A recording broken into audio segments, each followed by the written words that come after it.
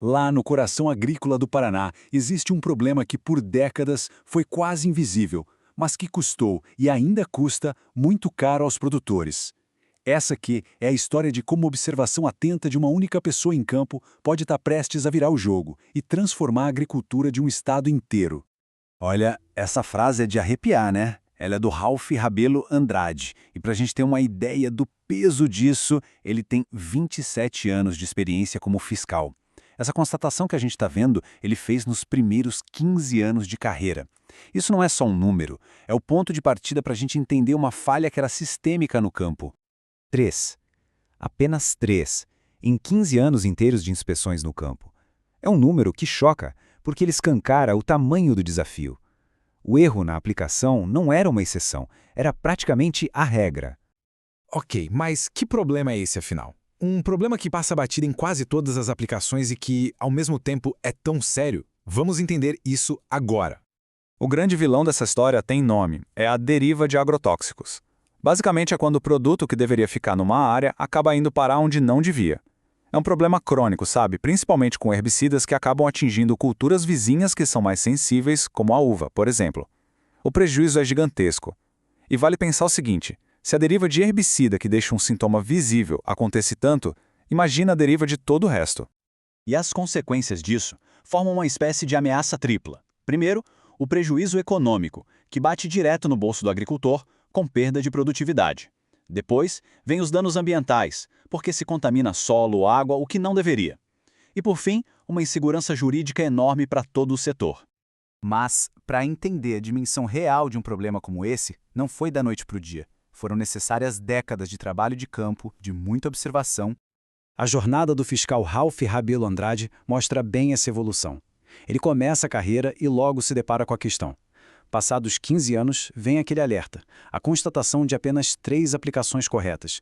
E com a bagagem de 27 anos de experiência, a conclusão ficou bem clara. Não se tratava de erros pontuais, de um ou outro produtor, mas sim de uma falha geral, sistêmica, na tecnologia de aplicação. Bom, se o problema é tão grande e tão comum, qual seria a causa real? Com certeza não é falta de esforço do agricultor.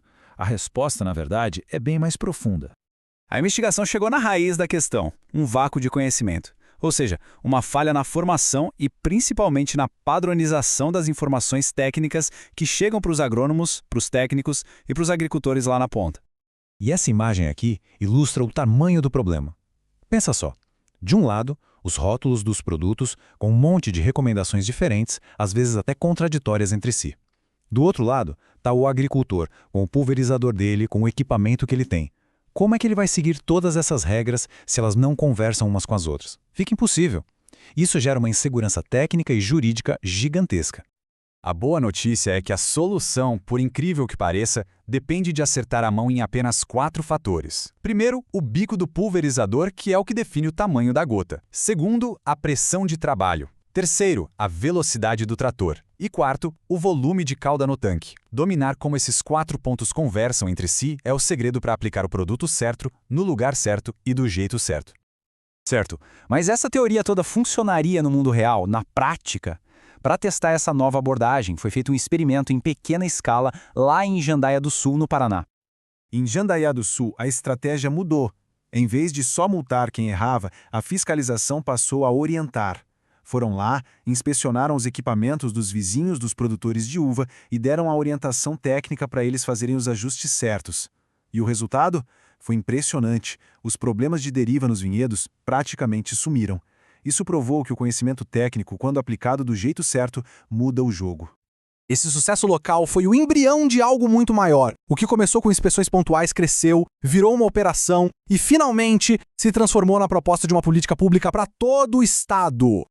E assim nasceu o projeto AgroMais, que ataca o problema em 3 frentes principais.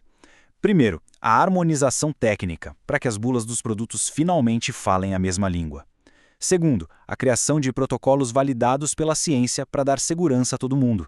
E terceiro, a qualificação contínua, para preencher de uma vez por todas aquele vácuo de conhecimento que a gente viu lá atrás. E aqui a gente vê as ações na prática. O projeto começa lá na origem do problema, harmonizando as bulas. Depois, define protocolos claros e seguros. Em seguida, cria materiais educativos fáceis de acessar. E, por fim, leva essa capacitação direto para o campo, tanto para os profissionais da área quanto para os produtores rurais. Então fica claro que um desafio desse tamanho não dá para ser resolvido por uma pessoa ou uma instituição só. É preciso criar uma grande aliança, uma rede de cooperação. E para o AgroMais funcionar, essa governança colaborativa é fundamental. O Ministério da Agricultura coordena tudo em nível nacional, enquanto a DAPAR executa no Paraná. Os órgãos de pesquisa, como a Embrapa, validam a ciência por trás de tudo. Entidades como o Senar e o CREA ajudam a espalhar o conhecimento e as empresas fabricantes entram com o suporte técnico e financeiro. É uma força-tarefa de verdade. E os resultados que se espera alcançar são bem claros. O objetivo é exatamente esse que o gráfico mostra: diminuir as multas e os incidentes de deriva e, ao mesmo tempo, aumentar a eficiência agronômica.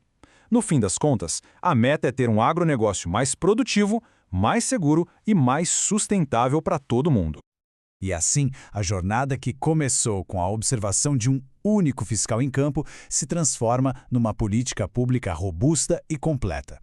A pergunta que fica é: será que a experiência de um fiscal pode, de fato, transformar a agricultura de um estado inteiro? Pois é, este projeto sugere que, com dedicação, análise e principalmente colaboração, a resposta é um grande e sonoro sim.